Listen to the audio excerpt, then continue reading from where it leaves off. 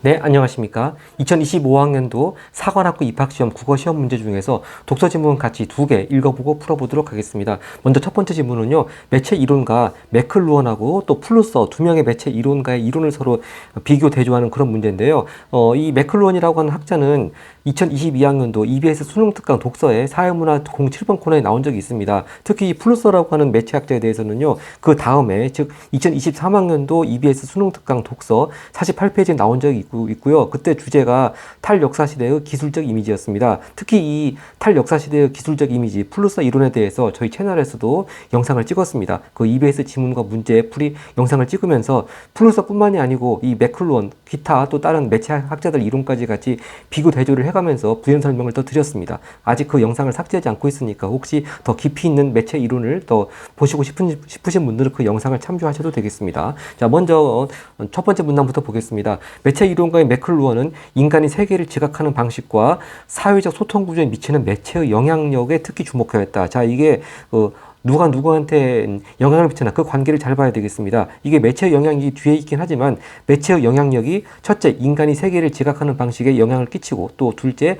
사회적 소통 구조에 영향을 미친다고 했습니다. 자, 그런 대전제를 일단 세웠고요. 그는 인간의 감각을 확장하는 모든 기술적 수단을 매체라고 규정하고 흔히 우리가 이런 책이나 텔레비전, 인터넷 그런 것만 매체라고 한 것이 아니고 인간의 감각을 확장하는 모든 기술적 수단을 매체라고 했다고 하는 것. 그 다음에 매체가 지닌 기술적 특징은 그에 부합하는 감각에 따른 지각 방식을 특정하며, 자, 여기 바로 이게 첫 번째 문단에 그대로 이어지는 얘기입니다. 자, 매체의 특징이 이제 제가 여기 화살표로 이어둔 게 그 선후 관계를 잘 봐야 된다는 얘기입니다. 매체의 특징이 감각에 따른 지각 방식을 특정하며 또 매체의 변화에 따른 지각 방식의 변화는 계속 화살표, 선후관계가 이어집니다. 인간이 사고하고 소통하는 방식의 변화를 가져온다고 주장했다. 바로 첫 번째 문장하고 똑같은 얘기입니다. 자, 바로 매체의 영향력이 인간의 세계를 지각하는 방식과 사회적 소통 구조에 영향을 미친다. 자, 그렇게 화살표로 이어지는 선후관계만 잘 유의해서 보면 될 것 같고요. 자, 그러면서 이제 계속 부연 설명하고 있습니다. 문자 언어는 대상을 추상화된 방식으로 인지하게 하는데, 자, 계속 예를 들고 있죠. 그 맥클루언에 의하면 구텐베르크 인쇄술, 바로 서양에서 최초로 금속 활자 발명한 사람이죠. 구텐베르크 인쇄술이 불러온 인쇄 문화의 확장은 이와 같은, 제가 여기 써놓은 게 지금 이 매체가 이렇게 어디에 영향을 미치는가 그 선후관계 잘 유의해서 봐야 된다. 그렇게 제가 써놓은 거고요. 하여튼 그 구텐베르크 인쇄술이 불러온 인쇄 문화의 특징은 확장은 이와 같은 인식 방식을 합리적인 것으로 받아들이게 하는 한편, 즉 문자 언어 통해 가지고 대상을 추상적으로 인식하게 하는 걸 합리적인 것으로 받아들이게 했고, 한편 시각 사용의 비율을 현저하게 높이면서 그 외의 감각, 청각이나 그런 거겠죠.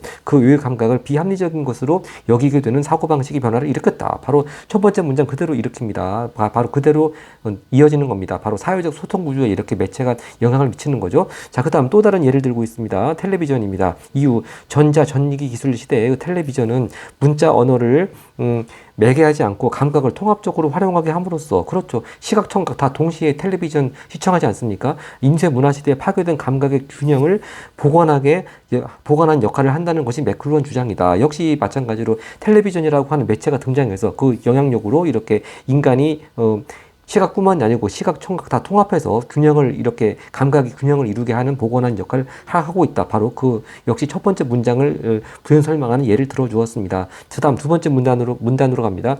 매체의 기술적 특징이 인간과 사회에 미치는 영향력에 대한 맥클루언의 강조는, 자, 기억입니다. 매체가 곧 메시지이다. 자, 이 매체가 곧 메시지이다. 이 말의 의미가 나중에 2번 문제 가서 볼 수 있으니까 이 부분 좀 더 읽어본 다음에 2번 문제 가서 풀어보도록 하겠습니다. 자, 매체가 곧 메시지이다라는 그의 선언에서도 나타난다. 자, 이 말이 무슨 뜻일까요? 이를테면 전광판 광고의 내용보다는, 즉 콘텐츠보다는 전광판에 활용된 전기 기술로 인해 밤과 낮의 구분이 없어지고 삶의 리듬이 변화한다는 데 주목해야 한다는 것이다. 바로 그게 매체가 꼭 메시지라고 하는 선언의 의미라고 하는 겁니다. 이는 매체를 활용하는 방식이나 개별 매체가 전달하는 메시지의 내용이 아닌, 자, 활용하는 방식이나 메시지 내용이 아닌 매체 자체에 초점을 맞춰야 한다는 것이다. 한다는 것을 의미한다. 자, 그러나 하면서 이제 여기에 또 그 맥클루언 이론의 문제점이 나오니까 그러나를 보기 전에 일단 맥클루언이 강조한 매체가 곧 메시지이다. 이 뜻을 2번 문제를 풀어보도록 하겠습니다.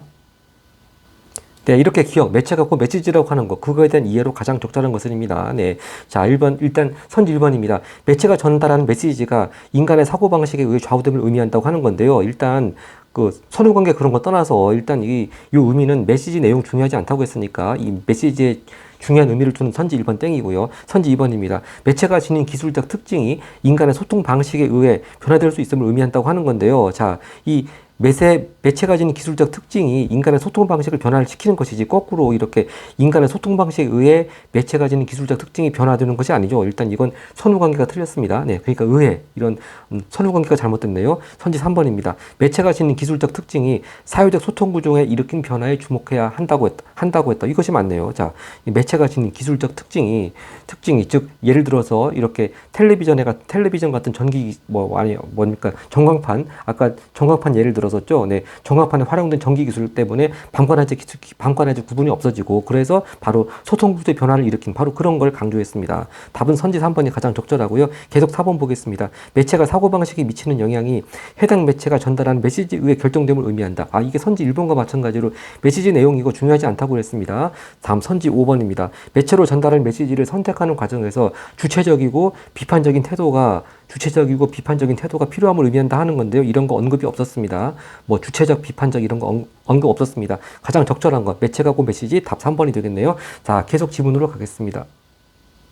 네, 그 다음 그러나가 나오니까 일단 매클루한 이론이 가지는 한계라든지 문제점이 나오겠죠. 네, 매클루한의 이러한 주장은 매체가 사회적 소통 구조를 일방적으로 결정하는 것으로 본다는 점에서 인간을 수동적인 존재로 보는 기술 결정론이라는 비판을 받기도 했다. 자, 이렇게 사회적 소통 구조를 일방적으로 결정한다. 인간을 수동적으로 존재로 보는 기술 결정론 이런 거 제대로 의미를 잘 이해하지 못한다 하더라도 이런 한계 비판 받고 있다고 하는 것만 잘 체크하면 될 것 같습니다. 자, 그 다음 이제 드디어 플루서가 나옵니다. 플루서는 매체가 인간의 사고 및 소통 방식에 미치는 영향력을 인정하면서도 즉 매클루한 이론 일정 부분 인정하는 겁니다. 근데 차이점이 뭐겠습니까? 매체를 이해하기 위해서는 매체 그 자체의 특성뿐만 아니라 매체를 활용하는 소통 방식에 주목해야 한다고 주장했다는 점에서 매클루한 과는 입장을 달리했다. 그렇죠. 매클루어는 그 매체를 활용하는 매체를 활용하는 방식 그런 거 별로 중요하지 않다고 그랬죠.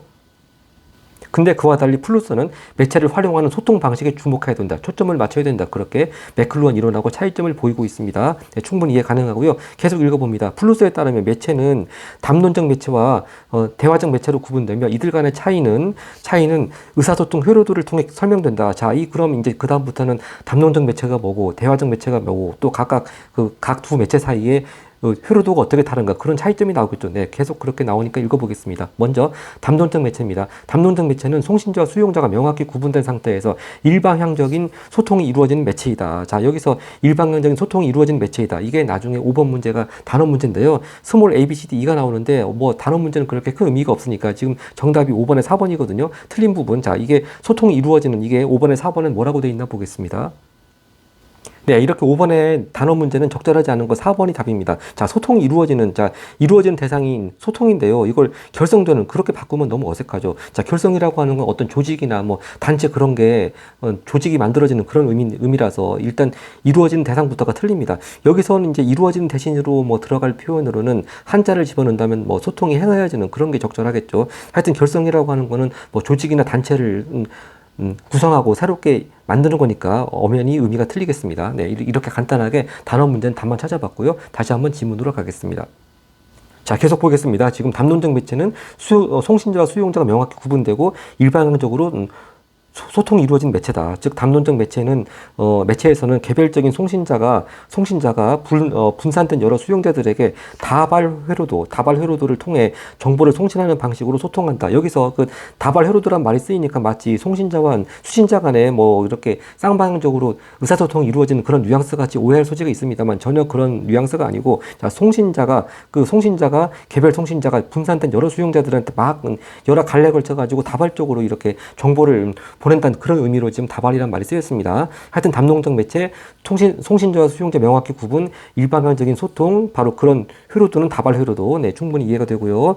자, 그래서 여기에 여기서 수용자들은 송신자와 역으로 연결될 수 있는 채널을 소유하지 못할 뿐만 아니라 수용자 개개인들끼리 연결할 수 있는 채널도 갖고 있지 못하다. 따라서 담론적 매체에서 수용자와 송신자의 역할은 동일 매체 내에서는 바뀔 수 없고 수용자가 기존의 송신자에게 자신의 메시지를 보내기 위해서는 별개의 매체를 활용해야 된다. 자, 여기까지 충분히 담론적 매체 충분히 이해가 되겠습니다. 그 다음 이제 이와 달리 대화적 매체입니다. 대화적 매체는 자, 회로도 명칭이 틀리네요. 망회로도를 통해 참여자들 간, 즉 송신자, 수신자 간의 이렇게 자유롭게 소통이 이루어진다. 그런 뉘앙스가 나오겠습니다. 참여자들 간의 소통이 이루어지는 매체이다. 예, 대화적 매체에서는 참여자 상호 간의 메시지 교환이 가능하며 이를 토대로 정보의 생산과 교환이 자유롭게 이루어진다. 대화적 매체에서 송신자와 수용자의 구분은 무의미한데 바로 이런 점에서 그 담론적 매체하고 큰 차이점을 보이네요. 메시지의 전달과 그에 대한 답변이 매체를 통해 직접적으로 오가는 과정에서 소통 주체의 역할이 계속 변화하기 때문이다. 즉 송신자가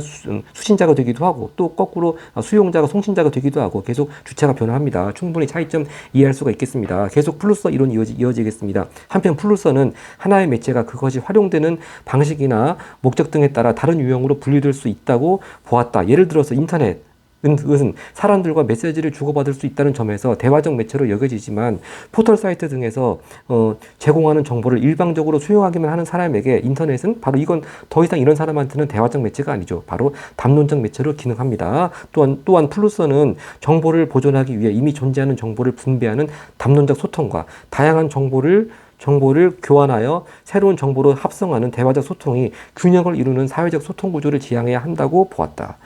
그는 대중매체가 지배하는 20세기 현실에서 아까 다발 회로도는 대화적 매체가 아니고 담론적 매체라고 했고요. 이 다발 회로도의 뉘앙스는 일방적으로 그 정보 전달이 이루어지는 그런 구조라고 했습니다. 자, 그래서 20세기 현실에서 다발 회로도에 의한 소통이 주로 이루어지고 있을 뿐만 아니라 대화적 속성을 지닌 매체 역시 담론적 매체로 기능하고 있음을 비판하면서 아까 전에 방금 인터넷 예를 들었습니다. 일방적으로 정보 수용만 하는 사람한테는 더 이상 인터넷이 대화적 매체가 아니라고 하는 거죠. 자, 그런 기능을 비판하면서 담론과 대화의 협연이 필요함을 역설하였다. 네, 충분히 이해할 수가 있겠습니다. 자, 그럼 나머지 문제들 풀어보겠습니다. 먼저 문제 1번, 윗글에 대한 설명으로 가장 적절한 것은입니다. 선지 1번입니다. 매체의 서로 다른 측면에 주목하는 두 학자의 논의를 대비하여 제시하고, 이것이 바로 정답이네요. 바로 두 학자 누굽니까? 바로 매클루헌하고 플루서고요. 자, 이 두 사람은 서로 어떤 다른 측면에 주목했습니까? 한 사람은 매클루헌은 매체 자체의 특성에 주목해야 한다고 그랬고, 또 플루서는 매체를 활용한 소통 방식에 주목해야 된다고 했죠. 네, 이렇게 해설 삼아서 제가 적어봤습니다. 자, 일단 매클루헌은 매체 자체의 특성에 주목해야 된다고 그랬고, 또 플루서는 매체를 활용한 소통 방식에 주목해야 된다고 했습니다. 그래서 이렇게 서로 다른 측면에 주목하는 두 학자 논의를 대비해서 제시, 그대로 정답 1번이 되겠습니다. 나머지 선지 가볍게 보겠습니다. 선지 2번, 매체 개념을 둘러싼 두 학자의 논쟁과, 근데 두 학자가 서로 논쟁을 벌인 것이 없어요. 땡입니다. 자, 그 결과를 유학적 제시한 것도 없고요. 선지 3번입니다. 매체 역사를 개괄한 이후 미래의 매체에 대한 두 학자의 예측을 비교하고 있다고 했는데요. 자, 일단 이 매체 역사 얘기 나온 적도 없고 또 미래 매체에 대해서 예측한 것도 두 학자가 예측한 것도 없습니다. 다음 선지 4번입니다. 매체를 분류하는 기준 제시. 일단 기준 제시한 사람은 플루서만 제시했죠. 플루서만 담론적 매체와 또 대화적 매체 분류하는 기준 제시했지 매클루헌 제시하지 않았다. 하여튼 일단 뭐 한 사람이라도 제시했으니까. 근데 자, 그 적절성에 대한 두 학자의 견해를 차례로 소개. 자, 이 플루서가 이런 매체 분류하는 기준 제시한 게 과연 적절한지 전혀 언급이 없었습니다. 땡이고요. 선지 5번입니다. 매체의 특징에 대한 두 학자의 견해를 대조하고, 여기까지 맞는데 이를 바탕으로 글쓴이 견해를 밝히고 있다. 글쓴이의 견해는 전혀 나와 있지 않았습니다. 네, 답은 1번 확실하겠습니다. 그 다음 아까 2번 매체가 메시지다 아까 했고요. 문제 3번을 보도록 하겠습니다. 문제 3번 아까 플루서의 그 네모가 쳐져 있지 않았습니까? 바로 플루서의 논의에 대한 이해로 적절하지 않은 것은입니다. 이제 선지 1번입니다. 자, 플루서의 이론 적절하지 않은 거 1번. 담론적 매체에서는 수용자 간의 직접적인 연결이 불가능하다. 이거 그대로 맞고요. 그 다음 선지 2번, 대화적 매체와 달리 담론적 매체에서는 소통이 일방향적으로 이루어진다. 이것도 그대로 맞겠습니다. 그 다음 선지 3번입니다. 대화적 매체에서는 같은 매체 내에서 소통 주체의 역할이 고정되지 않는다. 네, 그렇죠. 그 대화적 매체에서는 그 소통 주체, 즉 송신자가 수용자가 되기도 하고 그 거꾸로가 되기도 한다고 했습니다. 그러니까 주체 역할이 고정되지 않죠. 네, 역시 3번도 적절하고요. 선지 4번입니다. 소통 주체가 특정 매체를 활용하는 방식에 따라 해당 매체 유형이 달라질 수 있다. 그렇죠. 네. 이게 예를 들어서 인터넷을 예를 들면서 인터넷이 대화적 매체인 것 같지만 그 포털 사이트에서 제공되는 정보를 일방적으로 수용만 하는 그런 수용자한테는 담론적 매체가 될 수도 있다고 했습니다. 이것도 4번 적절하고요. 그리고 선지 5번입니다. 네. 5번 담론적 매체와 달리 대화적 매체에서는 송신자가 수용자에게 메시지를 전달할 수 있다. 자, 근데 송신자가 수용자한테 메시지를 전달할 수 있는 거는 뭐 담론적 매체도 다 할 수 있는 거죠. 거꾸로 지금 수용자가 송신자한테 메시지를 전달할 수 없는 게 담론적 매체의 특징이지, 이렇게 송신자가 수용자한테 메시지 전달하는 거는 담론적 매체나 대화적 매체나 같습니다. 그러니까 달리가 틀렸네요. 그러니까 적절하지 않은 거 답은 5번이 되겠습니다. 그 다음 문제 4번으로 가겠습니다. 문제 4번은 사례형 문제 같이 나왔습니다. 매클루언과 플루서의 관점에서 보기에 대해 이해한 반응으로 적절하지 않은 것은입니다. 자, 가는요, 19세기 초까지만 하더라도 신문, 자, 아까 지문에도 신문하면 딱 시각적인 감각, 그거에 그 중심을 두었다고 했습니다. 네, 신문은 제한된 독자층을 대상으로 신문사의 정치적 논점을 전달하는 데 초점을 둔 매체였다. 그러나 새로운 제지 기술의 등장으로 인해 신문의 생산 가격이 낮아지는 한편 상업 광고 지면이 늘어나며 재정적 기반이 구독료에서 광고료로 전환됨에 따라 독자층이 확대되었다고 했습니다. 자, 일단 각가지만 보고서 풀 수 있는 선지들 풀어보겠습니다. 선지 1번입니다. 매클루언은 가에 새로운 제지 기술의 등장을 계기로 더 많은 사람들이 문자를 통해 대상을 추상화하여 인식하는 방식을 합리적인 것으로 여기게 되었다고 볼 수 보겠군. 그대로 역시 맞겠습니다. 다음 선지 2번. 플루스는 가에 제시된 상업 광고 지면의 확대가 담론과 대화의 균형을 이루는, 자, 담론과 대화가 균형을 이루는 사회적 소통 구조를 형성하는 데 기여하지는 못했다고 보겠군. 그렇죠. 왜냐하면은, 자, 아무리 그 신문이 이렇게 뭐 상업 광고 지면 등장하면서 독자층 늘었다 하더라도 어디까지나 신문은 그 담론적 매체에 불과하죠. 신문이 지금 종이로 인쇄돼서 나오는 한은 절대 그 수용자가 송신자한테 정보를 전달할 수가 없습니다. 그러니까 일단 신문은 아무리 이렇게 지면 확대하고 뭐 독자가 는다 하더라도 담론적 매체의 역할만 있을 뿐이지 대화적 매체 성격을 가질 수가 없습니다. 그러니까 더더욱 균형을 이룰 수도 없겠죠. 그러니까 그런 균형을 이루는 사회적 소통 구조를 형성하는 데 기여하지는 못한다고 보겠군. 이게 맞죠. 네. 그 다음 선지 3번입니다. 플루스는 가에 제시된 신문의 독자층 확대가 신문이라는 담론적 매체의 의사소통 회로도를 다른 유형으로 바꾸지는 못한다. 즉, 자, 담론적 매체 아까 회로도 이름이 아까 뭐라고 했죠? 다발 회로도라고 했죠? 아까 회로도. 네. 다발 회로도를 다른 유형으로 바꾸지 못한다. 그렇죠. 여전히 일방적입니다. 네. 여전히 다발 회로도는 여전히 일방적으로 정보가 전달됩니다. 일방적. 전달되기 때문에 이렇게 다른 유형이라고 하면은 예를 들어서 대화적 매체 같이 뭐 망회로도 같이 그렇게 다른 유형으로 지금 바꾸지 못합니다. 여전히 신문은 그냥 인쇄 매체일 뿐입니다. 담론적 매체일 뿐입니다. 그러니까 마치 선지 2번 기여하지는 못한다와 마찬가지로 바꾸지는 못한다. 3번도 적절하겠습니다. 4번입니다. 매클루언은 나를 봐야 되겠네. 20세기 초에 등장한 텔레비전은 아까 텔레비전도 지문에 나왔었죠. 방송국에서 송출한 영상을 분산된 여러 수용자들에게 전달했다. 이것도 역시 담론적 매체네요. 자, 주로 문자원에 의해 매개되는 인쇄물을 또 단일한 감각을 요구하는 라디오. 자, 인쇄물은 시각에 의존하는 것이고 또 라디오는 청각에 의존하는 것이죠. 같은 이전의 매체와 비교할 때 텔레비전은 훨씬 다채롭고 감각적인 세상을 펼쳐놓았다. 아까 지문에도 봤지만 시각, 청각 다 같이 동시에 활용할 수가 있습니다. 자, 그걸 일단 지문과 연결시켜가면서 선지 4번, 5번 풀어보겠습니다. 선지 4번입니다. 매클루언은 나의 텔레비전이 메시지를 전달하는 과정에서 문자 언어에만 의존하지 않는다는 점에서 인쇄문화 시대에 파괴된 감각의 균형을 복원하는데 기여할 수 있다고 보겠군. 이것도 맞겠습니다. 요 기여하지 못한다가 아니고 기여할 수 있다고 보는 거 맞죠? 자, 그럼 답은 5번이겠네요. 선지 5번 보겠습니다. 플루서는 나의 텔레비전이 라디오와 달리 대화적 매체에 해당되기 때문에 이게 틀렸네요. 자, 라디오건 텔레비전 간에 이건 수용자가 송신자한테 정보를 전달할 수가 없습니다.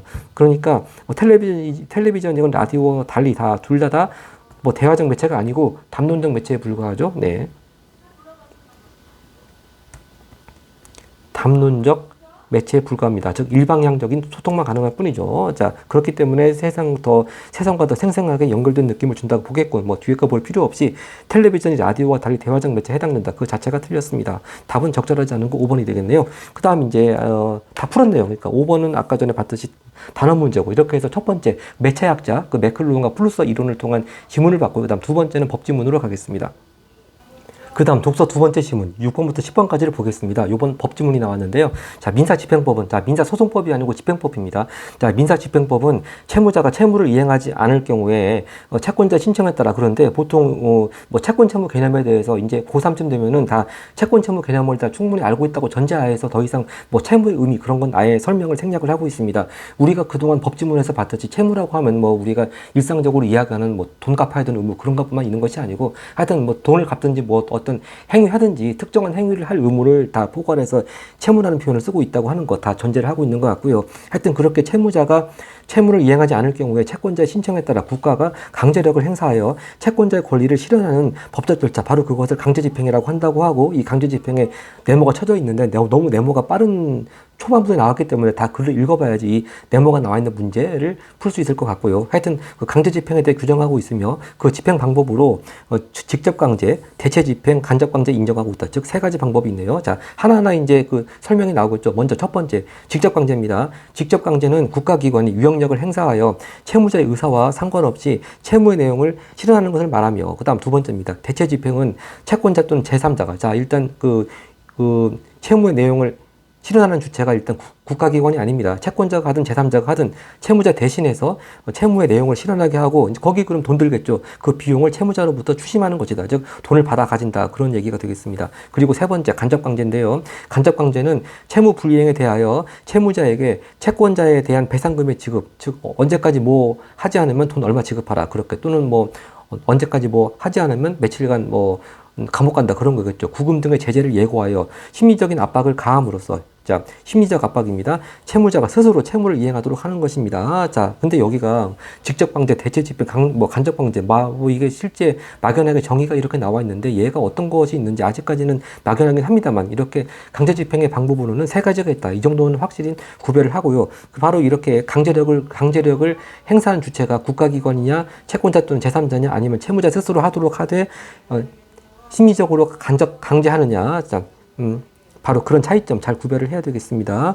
그 다음에 이제 뭡니까? 자, 이 간접강제에 대한 법조문이 있는데요. 민사집행법 261조 1항이라고 하네요. 민사집행법 261조 1항은 채무의 성질이 간접강제를 할 수 있는 경우에 간접강제를 명하는 결정을 한다는 규정을 제시하고 있다 합니다. 자, 여기 쭉 나오지만요. 이 간접강제를 할 수 있느냐 없느냐, 그 구별되는 기준이 바로 채무의 성질입니다. 자, 그럼 어떤 채무의 성질이 간접강제 할 수 있고 없냐? 바로 이제 뒤에서 계속 나올 겁니다. 자, 하여튼 직접강제와 대체집행은 채무자의 의사와 무관하게 이행의 강제를 실현하는 반면, 간접강제는 채무자에게 심리적 압박을 주어 집행을 강제하는 것이므로 채무자의 자유의사, 즉 자신의 채무를 이행하지 않겠다는 의사에 따른 선택권을 부당히 제한할 우려가 있게 된다는 것이다. 즉 뭐 채무자가 자기가 채무 이행하기 싫으면 안 할 자유가 있다고 하는 거죠. 근데 그거를 만약에 언제까지 이행하지 않으면 뭐 돈 얼마씩 내라고 한다든지 아니면 감옥 가라고 한다든지, 그러면 역시 하지 않을 자유를, 그런 선택권을 부당하게 제한할 수 있다. 그렇기 때문에 자,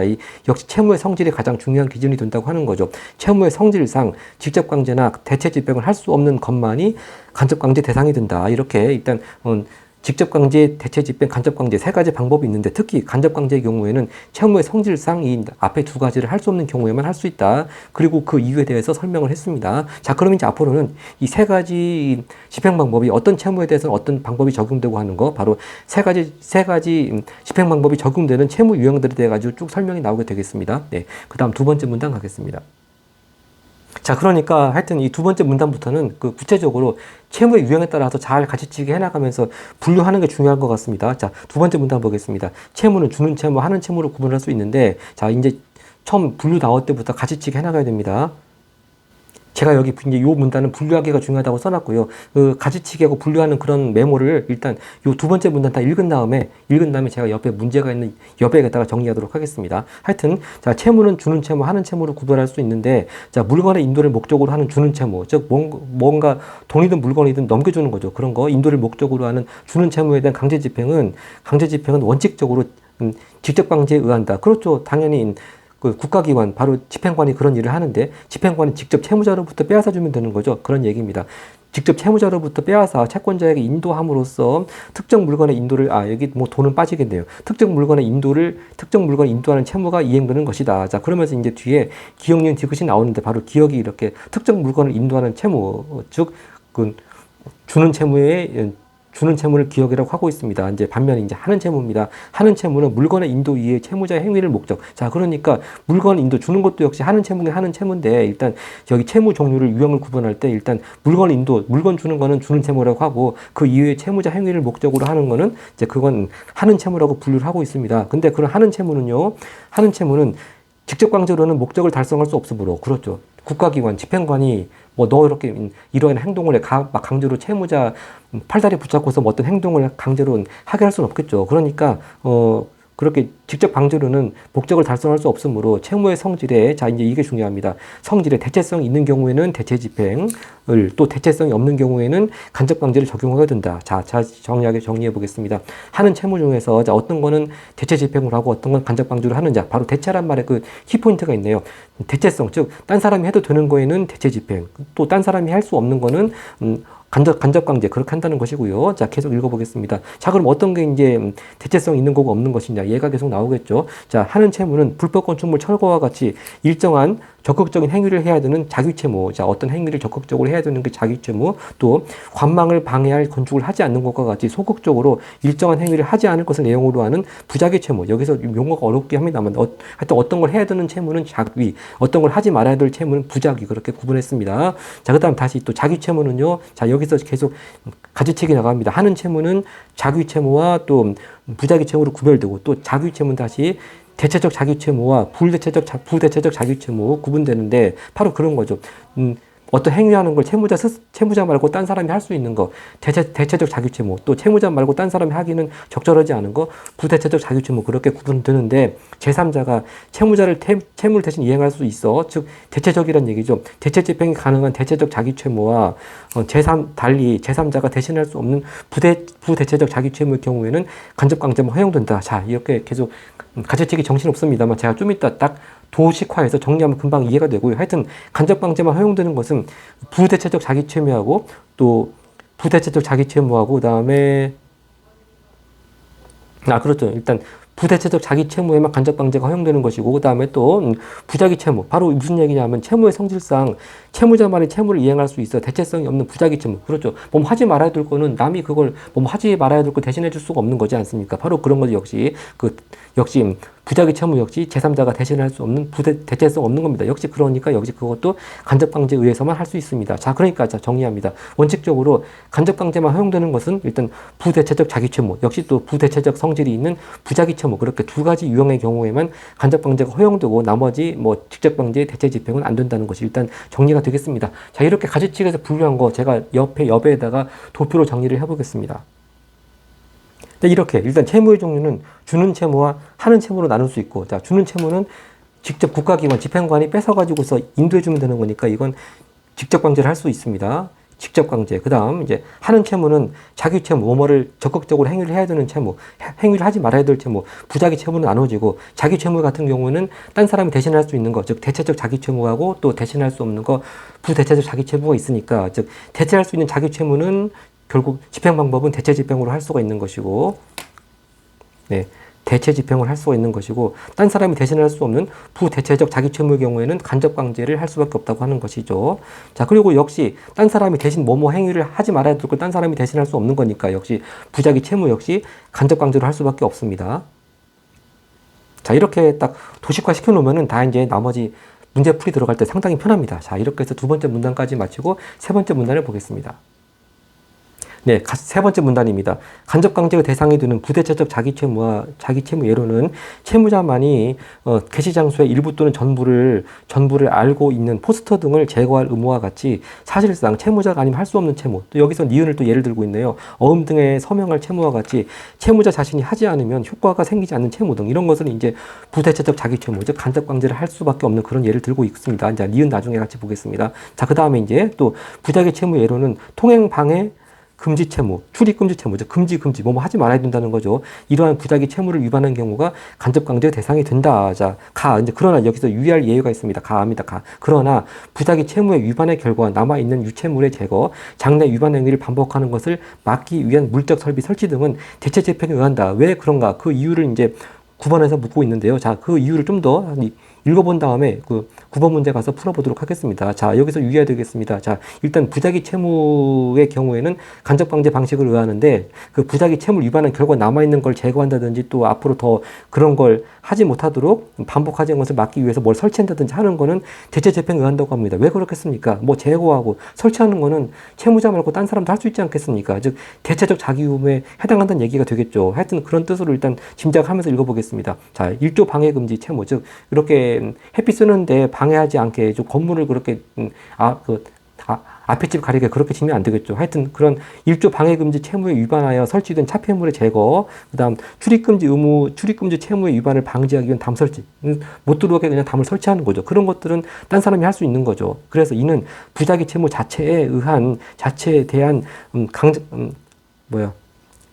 강제 집행이 아니라고 하는 겁니다. 자, 이렇게 해서 왜 이 부작위 채무 위반의 결과 남아있는 거 제거하고 뭐 앞으로 그런 거 못하도록 설치하는 건 왜 간접 방제로 할 필요가 없고 대체 집행으로 하는가?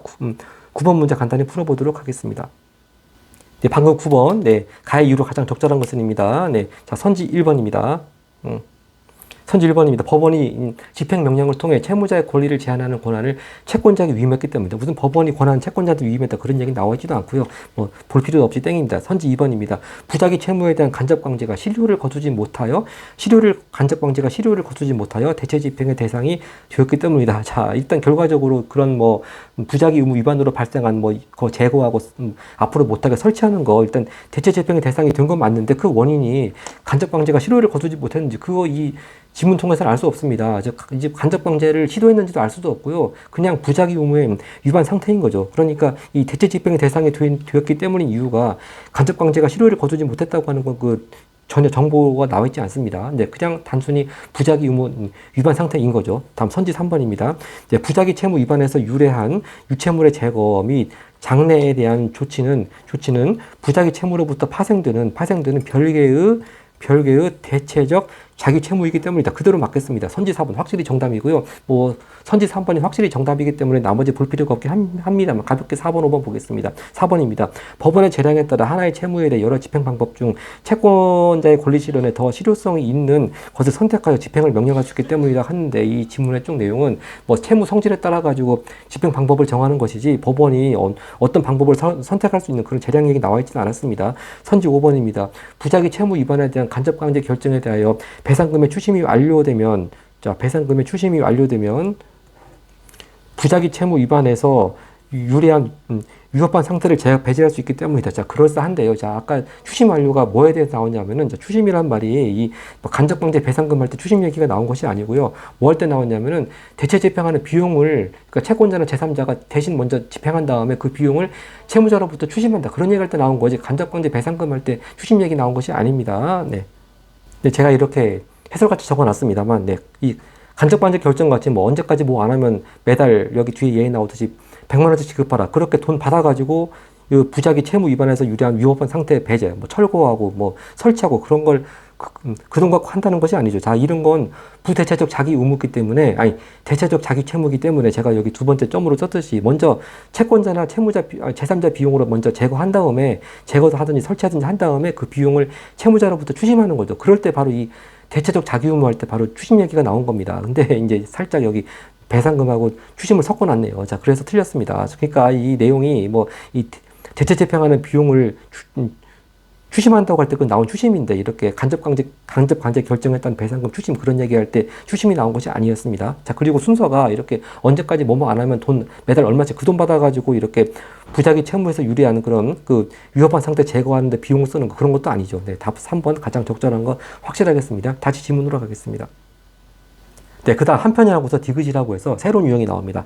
저작, 강연, 연주, 연극 등을 한 채무와 같이 채무의 이행에 채무자 고유의 예술적 또는 학문적 기능을 필요로 하는 채무의 경우는 채무자에게 심의적 강제를 가하면 채무의 본래의 취지에 적합한 채무자의 행위가 실현되지 않으므로 간접 강제는 허용되지 않는다. 자, 그러니까 예, 일단 저작, 강연, 연주, 연금 뭐 이런 거 할 채무는 일종의 뭐 부대체적 자기 채무기를 할 텐데, 자, 그렇다고 해서 그 간접방지 하면은 내가 이거 언제까지 안 하면 돈 얼마 내야 된다는 압박받으면 제대로 자기 마음에서 우러나오는 게 아니니까 진짜 자기 본래 실력에 따라서 제대로 강연 뭐 연주 그런 걸 할 수가 없죠. 그러니까 이런 경우에는 간접방지 허용되지 않는다고 하는 것이고, 그럼 어떻게 집행해야 되느냐? 아예 이런 채무는 민사집행법에 따른 강제집행이 불가능하다는 겁니다. 그러니까 간접방지도 안 되고 직접강제, 대체집행 다 안 된다고 하는 거죠. 네, 바로 그 얘기가 이제 디귿의 그런 특유한 그 부대체적 자기채무의 특이한 유형이 나왔습니다. 자, 그래서 지금 기역, 니은, 디귿이 다 나왔으니까 지금 기역, 니은, 디귿을 한데 모아놓은 8번 문제 풀어보도록 하겠습니다.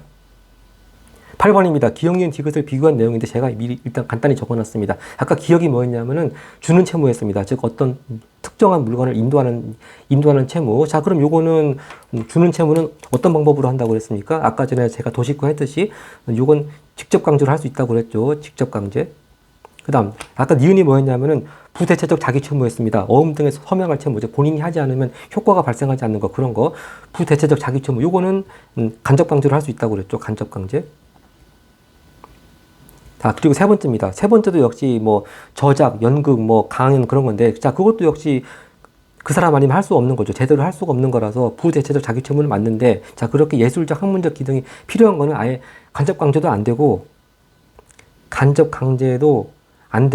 어떤 강제 집행도 불가하다고 했습니다. 네, 아예 강제 집행 자체가 불가하다고 했습니다.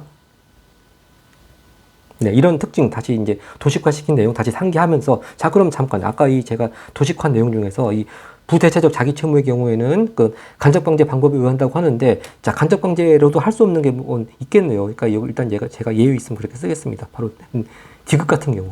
네. 디귿 같은 경우는 아예 간접 강제도 안 되고 어떤 강제 집행도 안 되는 거, 그렇게 예외가 있다고 하는 거 다시 한번 보충해서 적고, 하여튼 8번 문제 이렇게 적어놓은 다음에 풀어보도록 하겠습니다. 다 쉽게 풀립니다. 자, 기억입니다. 주는 채무는 채무자가 특정한 행위를 하지 않을 것 내용으로 하는, 이거는 부작위 채무죠. 네. 엄연히 지금 기억은 지금 자기 채무입니다. 네, 일단 그게 땡이고요. 네, 그 다음 2번입니다.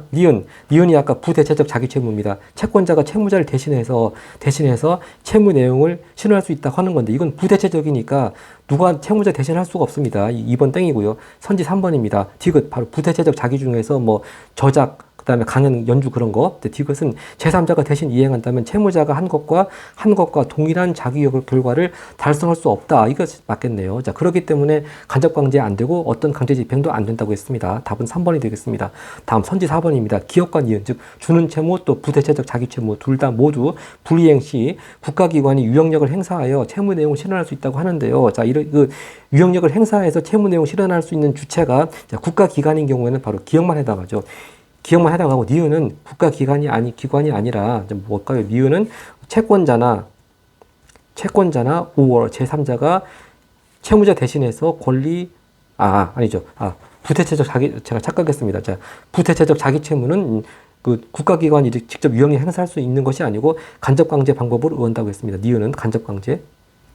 그 다음 디귿입니다. 디귿. 니은과 디귿. 즉, 니은, 디귿 다 똑같이 부대체적 자기 채무인데, 디귿은 아예 어떤 강제 집행도 안 된다고 한 게 디귿이었습니다. 그런데 니은과 디귿은 모두 채무자에게 심리적 압박을 가하면 채무의 본래 취지에 적합한 채무의 내용이 실현되지 않을 수 있다. 즉, 간접 강제하면 안 된다. 그것은 디귿만 해당하는 것이지 니은은 아니죠. 니은은 간접 강제 할 수 있습니다. 네, 니은은 간접 강제 가능.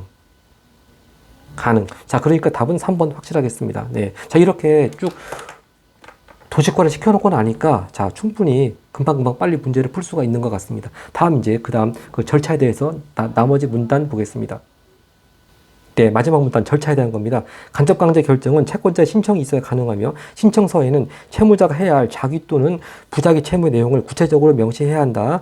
이때 채무자가 채무를 이행해야 할 상당한 기간과 기간 내 이행하지 않을 시 채권자에게 지급해야 할 배상금을 명시하고, 즉 언제까지 뭐 안 하면 매달 얼마씩 내라, 그런 내용 적어야 되고요. 그 근거가 될 수 있는 자료를 첨부하여 법원의 판단에 참고가 될 수 있도록 한다. 단 법원의 판단은 채권자가 신청한 이행기간이나 배상금의 액수에 구속되지 않는다. 즉 채권자가 여기 뒤에 사례 문제도 나오지만 뭐 언제까지 뭐 안 할 경우에 월 100만 원씩 내라, 그렇게 신청을 했지만 법원이 판단해서 뭐 기한을 좀 늦춰줘서 채무자한테 좀 더 여유를 줄 수 있는 것이고, 그 다음에 뭐 언제까지 뭐 안 할 경우에 월 100만 원이 아니고 뭐 월 50만 원 정할 수도 있고 월 200만 원 정할 수도 있고, 바로 그런 내용이고요. 또한 원칙적으로 채권자는 채무자가 해당 채무를 이행하지 않을 개연성이 높아 뒤로 이어지겠습니다. 간접강제가 필요하다는 것에 관하여 증거를 갖추어 소명해야 한다. 채권자 신청을 접수한 법원은 채무자가 이행해야 할 채무가 간접강제가 가능한 것인지, 자, 요건 뭐 가지고 따진다고 했습니까? 바로 채무 성질 가지고 따진다고 했고요. 또 해당 사안이 간접강제의 필요성이 있는지, 자, 요건 아까 방금 전에 나온 말로 바꿔치기 한다면 이행하지 않을 개연성이 있는지 등을 심리해서 이를 명하는 결정을 하게 된다. 뭐 마지막 문제는 쉽게 이해할 수가 있겠습니다. 자, 그럼 답을 정하지 않은 나머지 문제들 풀어보겠습니다. 먼저 문제 6번입니다. 윗글을 읽고 답을 찾을 수 있는 질문이 아닌 것은, 자, 지문에 나와 있지 않은 내용 고르면 되겠습니다. 선지 1번. 채무자의 채무 불이행 시 채권자의 권리를 보호하기 위해 취할 수 있는 법적 조치는 무엇인가? 바로 계속 그 얘기하고 있지 않습니까? 강제집행 얘기를 계속 지문 전체에 대해서 하고 있는데 당연히 다 나와 있는 것이고요. 선지 2번입니다. 강제집행에 대해 규정하고 있는 법률, 바로 민사집행법이고요. 법률에서 인정하는 강제집행 방법 무엇인가? 다 세 가지 나오지 않았습니까? 네. 직접 강제, 대체 집행, 간접 강제 다 나왔고요. 그다음 세 번째, 하는 채무가 직접 강제로는 목적을 달성할 수 없는 이유는 무엇인가? 자, 이것도 아까 전에 나왔었죠. 아까 전에 두 번째 문단에 나왔나요? 하는 채무가 직접 강제로는 목적을 달성할 수 없는 이유. 자, 하는 채무 중에서 어떤 거 있습니까? 인도외의 행위. 인도외의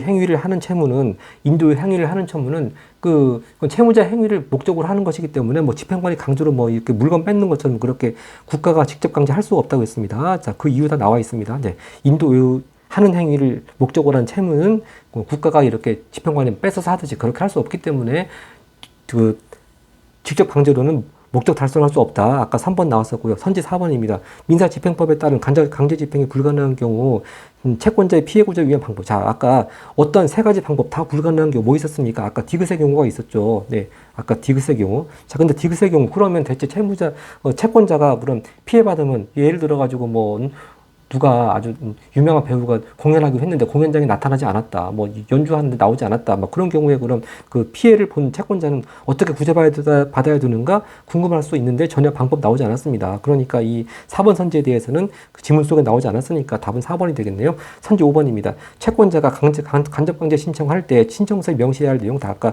마지막 문단에 나왔습니다. 네, 5번도 맞고요. 그 다음 이제 7번을 보도록 하겠습니다.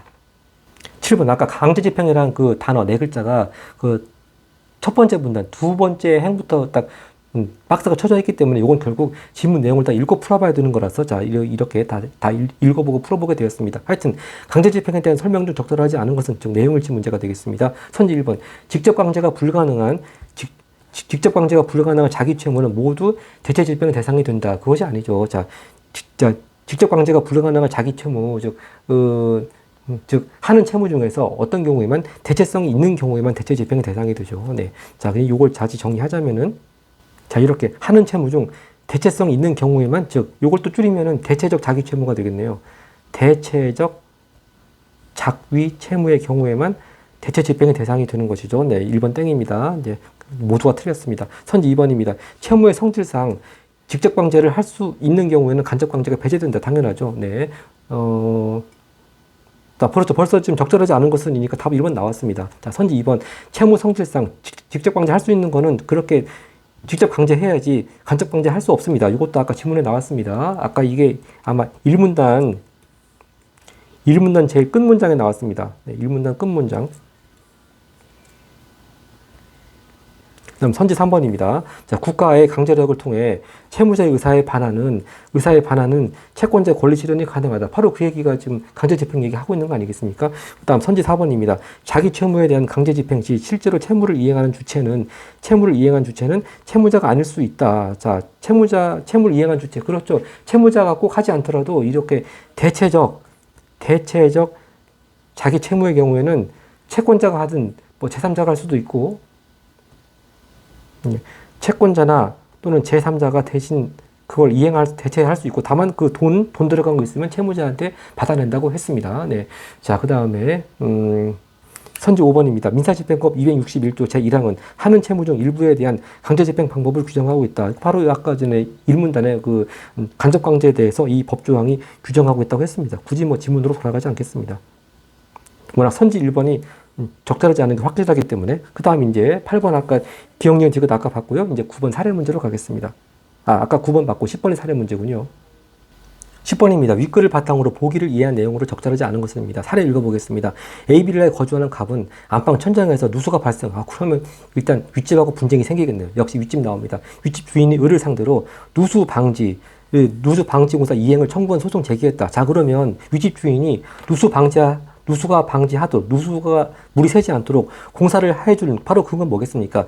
자기 채무이고, 하는 채무니까 자기 채무이고, 또 꼭 윗집 주인이 아니라도 뭐 딴 사람이 할 수도 있는 거죠. 아랫집 사람이 대신 그 업자 불러가지고 작업하고 또 돈 받아내면 되는 거니까. 바로 그러니까 자기 채무 중에서도 대체적 자기 채무라고 딱 일단 감을 잡아야 되겠습니다. 하여튼 그 윗집 주인 을이 이렇게 누수 방지 공사를 이행하는 거는 대체적 자기 채무에 해당된다는 감을 잡고요. 자, 그런데 갑은 이것만 청구한 게 아닙니다. 을이 누수방지 공사를 이행하지 않을 경우를 대비하여 1개월 안에 공사를 이행하지 않을 때에는 해당 기간이 만료된 다음 날부터 이행 완료 시까지 월 100만 원의 돈을 지급하라는 간접방지 항배 신청했다. 근데 딱 감이 왔죠. 이렇게 대체적 자기 채무의 경우에는 대체 집행할 수 있으니까 간접강제 안 되죠. 자, 당연히 법원은 그 공사 이행에 대한 청구 인정했지만 간접강제 신청 기각했습니다. 네, 재판부는 민사집행법 261조 제1항에 따라 해당 채무가 간접강제에 의한 간접집행의 대상이 될 수 없다고 밝혔다. 바로 채무의 성질상 안 되는 거죠. 네, 이 채무의 성질은 대체적 자기 채무이기 때문에 또한 갑이 제출한 증거만으로는 을이 누수방지 공사를 이행하지 않을 것이라고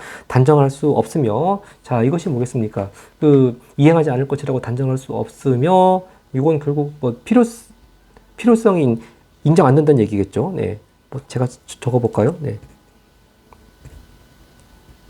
필요성 인정 안 됩니다. 그 다음에 또 월 100만 원이 적정한 배상액인지 판단할 수 있는 근거 자료도 부족하다. 어차피 뭐 간접방제 지금 채무 성질상 안 되고요. 기타 뭐 채권자가 갑이 이렇게 낸 자료상으로도 인정할 수 없다. 여러모로 안 되네요. 하여튼 선지 1번부터 보겠습니다. 1번. 법원은 을이 누수방지 공사를 이행하지 않을 개연성에 대해 갑과는 다른 판단을 한 것이겠군. 그렇죠. 갑은 을이 누수방지 공사 이행하지 않을 개연성 높다고 봐서, 즉 이걸 다른 말로 하면 아까 뭐겠습니까? 네, 바로 간접강제할 필요성이죠. 네, 간접강제할 필요성이 높다고 봐서 신청했는데 법원은 그런 필요성 또는 이행하지 않을 개연성 갑과 달리 단정할 수 없다고 했습니다. 이거 선지 1번 맞고요.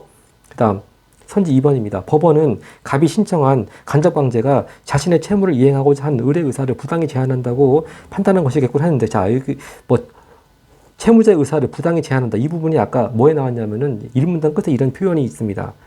1문단 끝에 뭐 채무자 의사를 부당하게 제한. 근데 자, 어떤 채무자 의사냐면은 채무를 이행하고자 하는 의사가 아니고요. 이행하지 않겠다는 의사를 부당히 제한한다. 그런 표현이 있습니다.